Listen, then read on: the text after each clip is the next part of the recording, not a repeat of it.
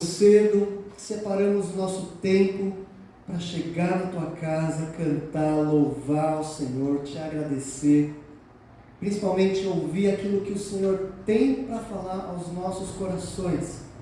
Que o Senhor toque profundamente, que o teu Espírito, Pai, possa falar, possa trazer o entendimento da tua palavra, Pai. Em nome de Jesus, é que nós oramos. Amém. Queria convidar vocês a abrir o Evangelho de Lucas, capítulo 13. Lucas, capítulo 13, versículos 11 a 13. Lucas 13, 11 a 13. E a passagem diz assim: certo sábado, Jesus estava ensinando numa das sinagogas, e ali estava uma mulher que tinha um espírito que a mantinha doente havia 18 anos.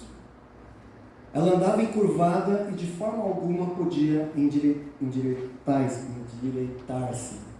Ao vê-la, Jesus chamou à frente e lhe disse: mulher, você está livre da sua doença. Então lhes impôs as mãos e imediatamente ela se endireitou e passou a louvar a Deus.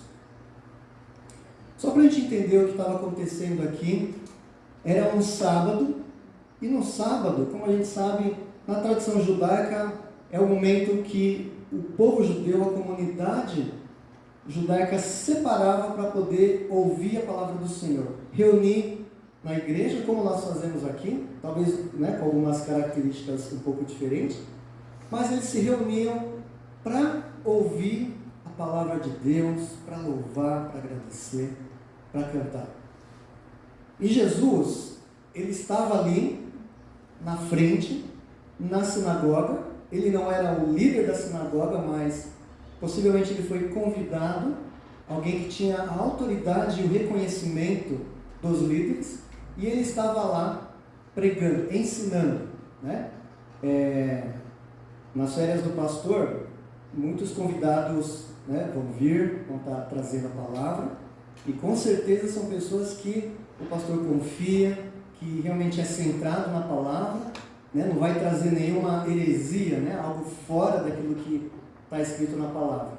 Da mesma forma, Jesus, quando ele é convidado aqui, provavelmente as pessoas já sabiam que ele tinha autoridade, que ele estava credenciado para poder estar falando ali naquela igreja, naquele público. Então, o sábado, o dia para descansar, mas também o dia para adorar. Você não podia fazer trabalhos produtivos, ficar fazendo coisas para vender, preparando coisas do seu trabalho no dia seguinte, Essa é uma cultura judaica, A gente não herdou isso, mas a gente separa um dia da semana para poder louvar e adorar o Senhor. Diz ali no versículo 11 que tinha uma mulher. E essa mulher diz que ela não tinha um espírito que deixava ela doente e já fazia 18 anos. Muito tempo. 18 anos doente. Quando eu fico com febre, às vezes estou meio doente, eu fico 2 dias ruim, eu acho que o mundo vai acabar. E o homem parece que não aguenta ficar doente muito tempo. Ele acha que era uma dor de parto e acha que vai morrer. Mas a mulher estava 18 anos doente. A mulher é mais persistente, Consegue superar as coisas, enfrentar a vida com mais garra. E essa mulher frequentava essa sinagoga. Ao que parece, todo mundo conhecia a sua história, porque Lucas fala que ela era doente, que ela tinha o seu problema espiritual, ela tinha as suas lutas, 18 anos lutando. Jesus também fala, o líder da sinagoga também reconhece que era uma mulher com bastante dificuldade, e todo mundo conhecia. Mas ela estava lá buscando ao Senhor, apesar de toda a sua luta, toda a sua dificuldade. Jesus, ele fala que essa mulher, depois se você for ver lá no versículo 16, Jesus chama essa mulher de filha de Abraão.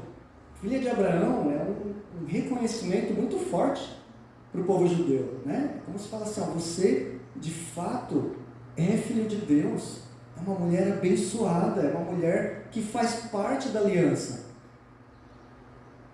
E naquela sociedade em que, quando alguém tem alguma enfermidade, né, alguma doença, todo mundo achava que era porque ela tinha pecado, né, tinha cometido algum pecado. Então, muitas vezes a pessoa que estava enferma era vista como alguém que tinha cometido algum pecado, então a pessoa ficava profundamente, muitas vezes, envergonhada, né, de estar lá na frente, né, na igreja, em sociedade, na comunidade, mas ela estava lá, enfrentando tudo isso. Ainda no versículo 11, fala que a mulher tinha um espírito que mantinha doente. Um espírito que mantinha doente. A palavra espírito, ela nem sempre está relacionada a uma entidade espiritual, né? A gente é brasileiro, de um contexto influenciado pelas religiões espíritas e de matrizes africanas, né? E aí, quando a gente fala em espírito, a gente já pensa logo, né? Uma entidade, né? Tem um demônio aqui, tem alguém do meu lado aqui, né? Um espírito. Mas não é bem isso que acontece, né? Não é bem essa interpretação que se dá no contexto bíblico, que até nos dias de hoje, né? Então, quando fala de espírito, você pode falar, não, a pessoa tem espírito empreendedor, né? A pessoa tem um espírito apaziguador, um espírito de liderança, um espírito de equipe, né? E não necessariamente está falando que a pessoa está empossada, né? Com o diabo no corpo ou com alguma entidade no corpo. Existe também, né, os espíritos de tristeza, fracasso, amargura. Tudo isso toma conta do nosso coração. Até o espírito de porco, né? A gente ouve muito aí, né? As pessoas que parece que não mede palavras e esforços para poder ver alguém cair, prejudicar alguém. Está cheio, né? Espírito de porco. A Bíblia também cita, né? Espírito de medo, mansidão, sabedoria, tristeza e até o espírito do anticristo, né? Existindo aí. Algumas versões da Bíblia, esse é um espírito aqui, ó. Algumas versões da Bíblia trazem a palavra possessão, diz que a mulher estava possuída. Mas quando a gente pega o texto original grego, nada mais é do que ela tinha, né? Está falando, ela não estava possuída, né? Deu aquele transe nela e ela ficou possuída. Não, está falando que ela simplesmente tinha um espírito, que muitas vezes a palavra espírito pode ser traduzida por personalidade, né? Com uma mentalidade, um caráter, né? Ele fala que essa mulher tinha uma mentalidade, uma personalidade que mantinha ela doente, né? Então o texto original não mostra uma possessão demoníaca, tá? Mas uma pessoa que ela realmente tinha uma mentalidade que mantinha ela doente, totalmente consciente disso, né? Tanto que toda vez quando na Bíblia Jesus se depara com alguém endemoniado, existe ali um exorcismo, né? Jesus vai lá, repreende, fala sai, né? E aí o diabo sai e a pessoa é curada. E nessa passagem aqui, Jesus não repreende nenhum espírito, nenhum diabo, né? Ele não fala, sai dessa mulher, né? Ele fala outra coisa que não é um exorcismo. E a gente vai entender um pouco mais. Então, quando a gente fala assim que a mulher poderia ter uma mentalidade mais difícil, uma personalidade mais complicada, a gente entende que ela poderia sim ser uma mulher com uma personalidade difícil. Personalidade difícil, né? Os próprios teólogos falam que isso é uma linha de pensamento muito pertinente, mas essa mentalidade ruim que talvez prejudicava inclusive o seu físico. Tem um psicanalista, psicólogo, um psicanalista húngaro, né, do século XIX, ele estudava quais órgãos do seu corpo eram afetados, quais ficavam doentes de acordo com a sua personalidade e de acordo com o seu estado emocional, né? É o Alexander Franz, né? Acho que foi aluno aí de um psicólogo famoso também. E é uma verdade. Quando você está mal emocionalmente, quando você tem uma personalidade difícil, parece que as coisas começam a afetar o seu corpo. Obrigado. As pessoas geralmente falam assim: Fernando, você tem uma mentalidade assim, você parece muito acelerado, né? Você é muito acelerado, assim, parece que quer começar a fazer as coisas e já quer ir fazendo e já vai fazendo, né? Eu percebi que é verdade, né? Assim, até quando eu estou dirigindo e eu estou com pressa, o meu pescoço está lá na frente, a cabeça está no capô do carro e o corpo está no banco de trás, né? E aí, chega no final do dia, eu percebo que eu estou com uma dor de cabeça, né? Uma dor no pescoço, tudo isso por causa desse espírito, né? Essa mentalidade acelerada. Eu tenho que chegar, como se a cabeça fosse na frente, eu vou chegar mais rápido, né? Não é verdade. E tem pessoas também com mentalidade de fracasso, né? Quantas pessoas que muitas vezes já sofreram alguma coisa, algum fracasso no passado, e aí tudo que ela vai fazer dali para frente, ela já pensa: não vai dar certo, não vou conseguir, a coisa não vai dar bom, né? E aí é uma pessoa que muitas vezes você vai ver, ela não conseguiu, não arriscou em nada na sua vida, né? Nem mudar de emprego, nem estudar alguma coisa diferenciada, né? Não conseguiu dar um passo para frente, porque ela tinha essa personalidade, essa mentalidade de fracasso. Nesse texto existe um outro personagem, versículo 16, dá uma olhadinha lá. Tenta identificar quem é esse personagem.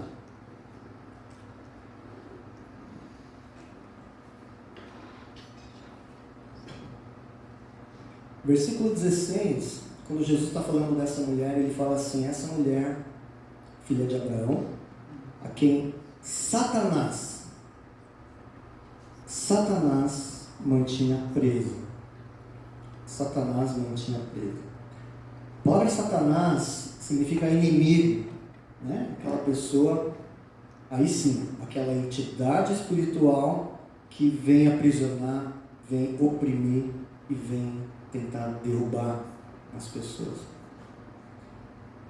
Ele é muitas vezes visto como o enganador também, né? É um opressor que está lá. E, de fato, né, assim, quando fala Satanás, às vezes a gente gosta de ignorar que existe, né? E é exatamente isso que ele quer, né? Tem um livro que fala que a maior estratégia dele é mostrar que ele não existe, para que ninguém ache que ele não existe, né? É o cara que está ali sempre nas beiradas, né?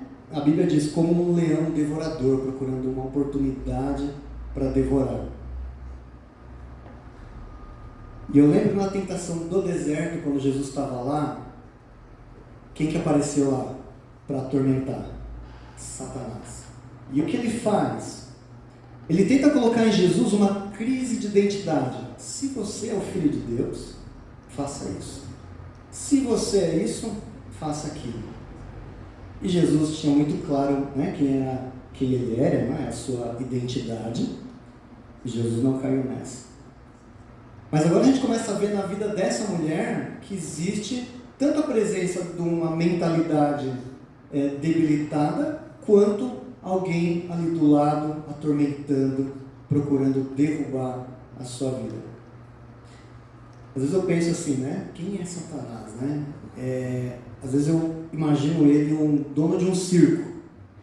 Um dono de um circo que ele monta a estrutura do circo, prepara o trampolim, monta o palco e o palhaço é você. Ele arma tudo para que você dance em cima desse palco, para que ele possa te atormentar e zombar de você. E mesmo o crente, né, o cristão, ele é escravizado, ele pode ser escravizado por Satanás. Ainda que você seja crente, né, batizado, líder de ministério, canta no louvor, prega aqui na frente, muitas vezes, você pode ser escravizado. Tem o pastor comentou, né, no culto passado, que tinha um escritor que ele confessou o seu pecado, né, ele tinha um pecado de adultério, né, ele já era casado e estava com uma outra mulher casada também, E eu imagino assim, acho que eram 12 anos, né, que ele estava se relacionando com essa mulher. 12 anos. 12 anos em que ele tenta servir ao Senhor, um escritor famoso, tenta escrever ao Senhor, tenta servir, tenta subir na igreja para pregar. Eu imagino que toda vez que ele subia aqui, Satanás ali do lado dele. Ei, eu sei o que você fez no verão passado, né? Eu conheço a sua vida, eu sei tudo que você fez. E aquilo provavelmente derrubava ele até o ponto em que ele chegou e pensou, preciso colocar isso a limpo. Foi, confessou o seu pecado, né? Obviamente causou uma série de estragos, mas é isso que Satanás veio fazer, exatamente, né? Atormentar, colocar coisas para poder destruir. Agora eu queria fazer uma pergunta para a igreja. Existe alguma mentalidade dentro de você, uma personalidade que tem te levado a se tornar escravo de Satanás? Existe alguma mentalidade, uma personalidade que tem te levado a se tornar escravo de Satanás? Quando a gente fica mais velho, né? Eu tô sentindo o peso da velhice já, né? As costas doem, né? O pescoço dói, a cabeça dói tudo.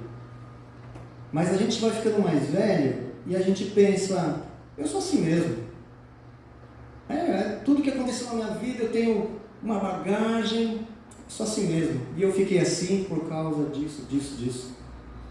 É como se eu já tivesse conformado com aquela minha situação, como se eu não precisasse mais mudar nada. Algumas pessoas falam assim, Fernando, você é muito rabugento. Eu falo, eu sou mesmo rabugento. Aí na hora eu penso assim, puxa, que mentalidade, né? Eu deveria pensar, puxa, né? Onde que eu estou rabugento aqui? Deixa eu ser um cara mais legal, né? Mas não adianta, ele continua me chamando de rabugento. Mas essa é uma pergunta que a gente tem que colocar na mesa. Como tem sido a sua mentalidade? Como tem sido a sua personalidade? A minha esposa fala assim, você é um cara difícil de lidar. Aí eu falei, para lidar comigo, só uma pessoa difícil igual você. Por isso que ela está lá e eu estou aqui, né? A gente tem sido muito abençoado, né? 2 pedras ali se batendo, vai se afiando, né? E vai sendo moldado, né? Moldado pelo Senhor. Agora imagina aquela mulher no fundo do salão. Enquanto Jesus está falando, todo mundo está com o pescoço assim, quero ouvir o que Jesus está falando, tem um cabeçudo ali na frente, né? Começa a se esticar. E aquela mulher ali no fundo, ela não conseguia, o texto diz que ela não conseguia se levantar, né? Se erguer de forma alguma. E ela estava lá, cabisbaixa, encolhida.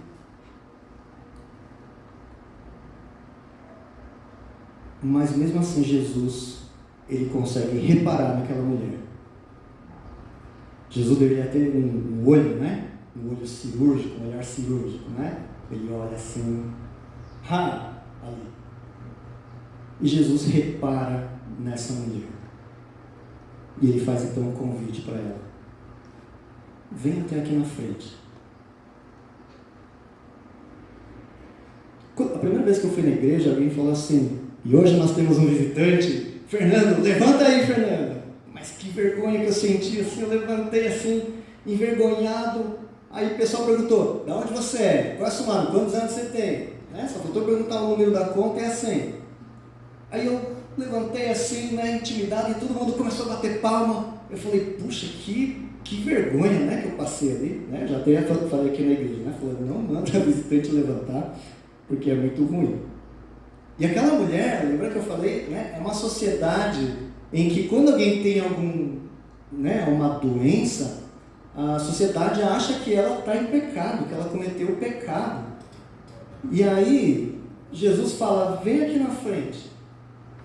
E a mulher então, talvez constrangida, mas ela atende ao chamado de Jesus e vai até ali na frente, né? Encurvada, tentando chegar lá. Versículo 12 diz assim: Ao vê-la, Jesus chamou à frente e lhe disse: mulher, você está livre da sua doença. Jesus não falou assim: mulher, você vai ser livre da sua doença. Ele também não disse: mulher, você está sendo livre da sua doença. Ele disse: mulher, já foi. Você já foi livre, já está liberta, mas você ainda está carregando essa mentalidade, essa personalidade, esse espírito, e isso está afetando a sua vida. Quando a gente lê o texto original, não fala nem de futuro e nem de presente. É passado. Jesus está falando: mulher, já foi, já passou. O que era para acontecer na sua vida de bênção, você recebeu. Agora, olha para frente, né? Assume, como diz lá os neopentecostais, né? Tome posse da bênção, né? E o que, eu não gosto de falar isso, né? Mas assim, é o que parece aqui. Jesus está falando: mulher, você já está curada, já foi. Recebe isso, toma posse disso, segue a vida agora.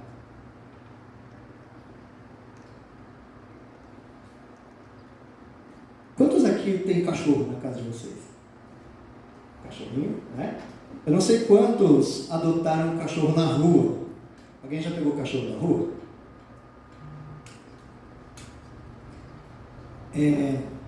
Quando você pega um cachorrinho na rua, geralmente ele está, né, com medo, né? Geralmente aquele cachorrinho que apanhou, né? Quando você dá comida para ele tenta, né, proteger aquela comida, devora a comida para ninguém, né, nenhum outro cachorro ir lá e tentar roubar a comida dele. Quando você encosta nas costas dele, o cachorro ele já abaixa assim, com medo, já olha para cima amedrontado, né? Não é muito assim que acontece. Eu tenho um cachorro, né? Eu peguei ela desde quando era filhotinha, né? Então você encosta nas costas dela, ela já vem rebolando assim, né? Ela mexe mais, é totalmente diferente, né? Mas o cachorro da rua, ele é totalmente amedrontado, desconfiado, né? O pastor tem um lá na casa dele lá, na hora que eu encosto nele, ele dá um pulo, e aí ele vê que não tem perigo, e aí então ele relaxa, né? E começa, ele deixa fazer carinho, tá? Por que eu digo isso? Porque é como se aquela mulher, ela tivesse sido já adotada, já vivesse na presença do Senhor, mas ela ainda anda com medo ou com alguma coisa no seu espírito, na sua mentalidade, que parecia que ela ainda não pertencia à casa do Senhor, né? Não pertencia ao Senhor. Essa palavra adoção, né? Quando a gente vê lá, até Paulo ele fala assim que em amor Deus nos predestinou para sermos adotados como filho por meio de Jesus Cristo.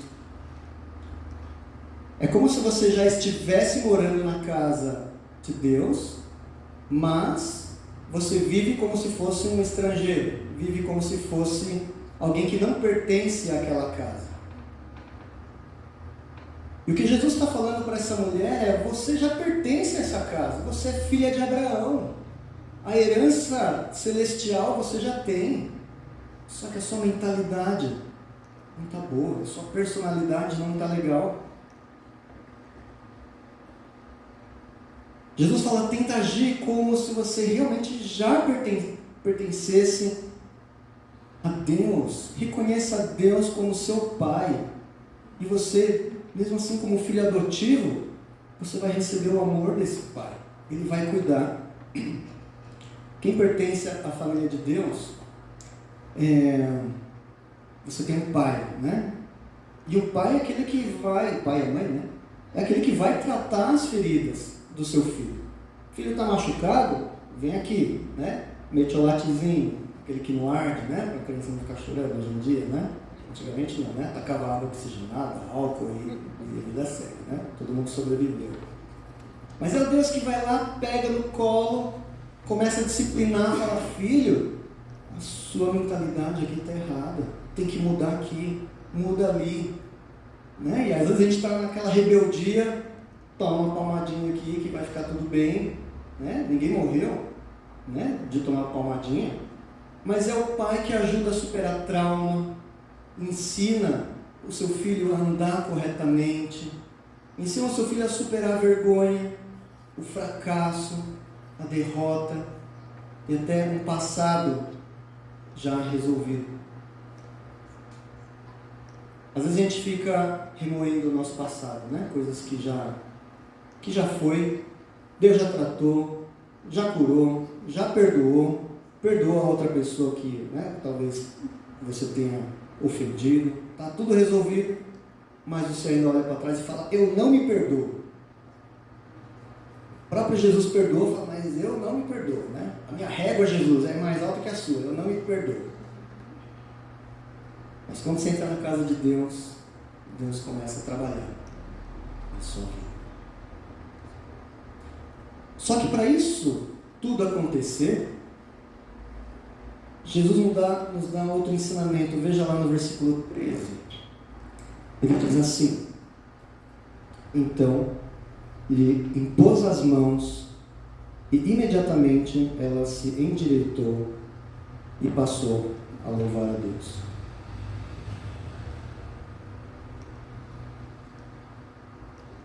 A minha esposa, a Yumi, ela trata pessoas com massagem, né?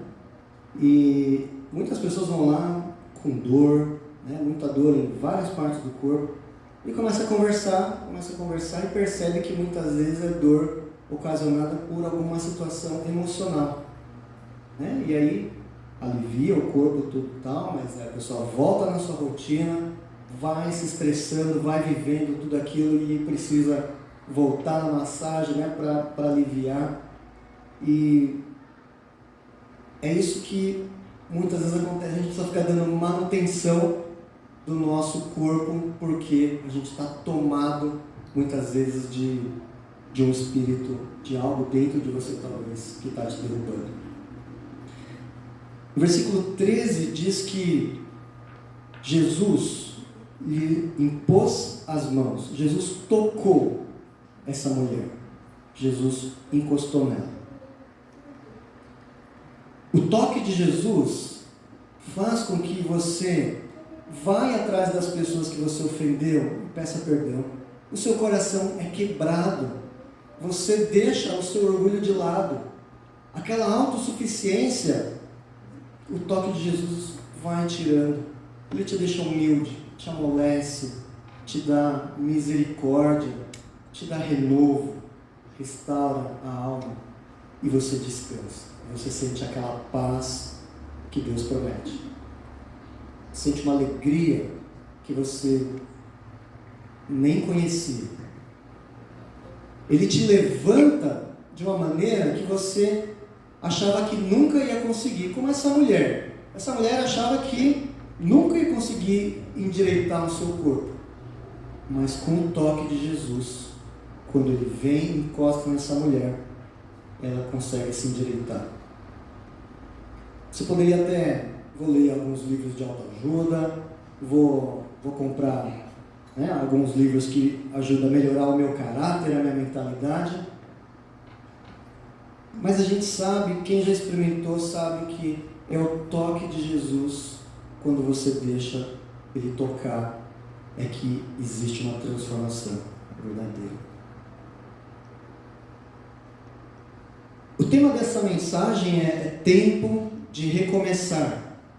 Eu não sei como você está aqui hoje, né? Se você chegou hoje pensando, esse ano vai ser diferente, ou esse ano tem sido diferente, ou esse ano precisa ser diferente.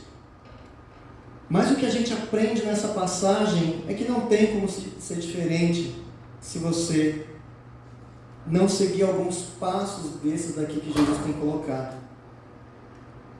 Resumindo então, primeiro Jesus chama à frente o que a mulher faz, ela corresponde. Jesus abriu os olhos dessa mulher para a condição que ela existia, que ela tinha, pela mentalidade que deixava ela doente, e ela então toma posse dessa bênção. Jesus estendeu a mão para curar essa mulher, E essa mulher deu liberdade para ser tocada por Jesus. E o resultado agora, se você for ver no versículo 13, é que ela começa a louvar ao Senhor. Ela passa a louvar ao Senhor. Talvez o ano de 25 tenha sido difícil para você, muitos desafios, muitas lutas. Talvez algumas que você fala, eu não entendo porque isso está acontecendo comigo.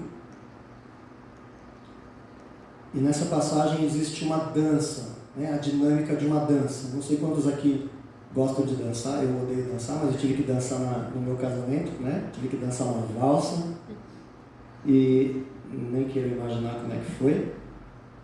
Mas não é só alguém puxando, é o outro lado correspondendo. Existe uma dinâmica. Jesus chama, você vem. Jesus toca e você deixa ele tocar.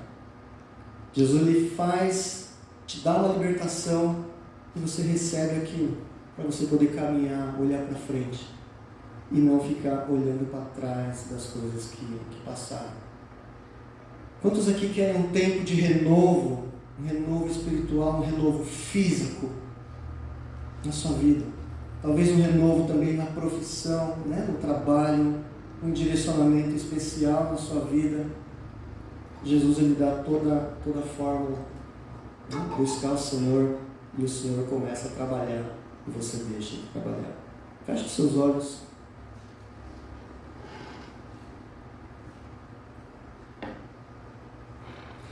Senhor Jesus, o Senhor conhece o nosso coração, o Senhor conhece a nossa mentalidade, o Senhor conhece o nosso espírito, o Senhor sabe quanto nós somos difíceis, pessoas difíceis, duras, teimosas. O Senhor conhece o nosso espírito, o Senhor sabe o que está acontecendo. De lá da frente o Senhor olhou para aquela mulher, percebeu a vida dela. Da mesma forma, Senhor, perceba a vida dos meus irmãos que aqui lutam com alguma coisa, com alguma enfermidade da alma, com alguma enfermidade do corpo. Chama à frente, Senhor, para que elas possam receber a palavra, a cura do Senhor. O Senhor que já fez tudo o que poderia ter feito, entregou a própria vida, nos trazendo cura, salvação, redenção, perdão. Trata a nossa alma, Senhor, alivia o nosso coração, a nossa alma tão endurecida, abatida. Que o Senhor nos toque, nos levante, nos dê a fortaleza para que a gente possa recomeçar o ano, recomeçar a nossa vida olhando para o Senhor, louvando ao Senhor. Assim como essa mulher que experimentou toda essa bênção, que cada um dessa igreja possa ter o tempo de experimentar a mão do Senhor, tocando, dirigindo. Obrigado, Senhor, por essa palavra da mulher que pôde experimentar essa cura, Pai. Abençoa a vida dessa igreja, que cada um, Senhor, consiga perceber, olhar para si, cair em si, em relação àquilo que desagrada ao Senhor, em relação a uma mentalidade endurecida, a uma personalidade difícil, que o Senhor venha trazer essa mudança e restaurar as nossas vidas, Pai. Em nome de Jesus aqui nós oramos. Amém.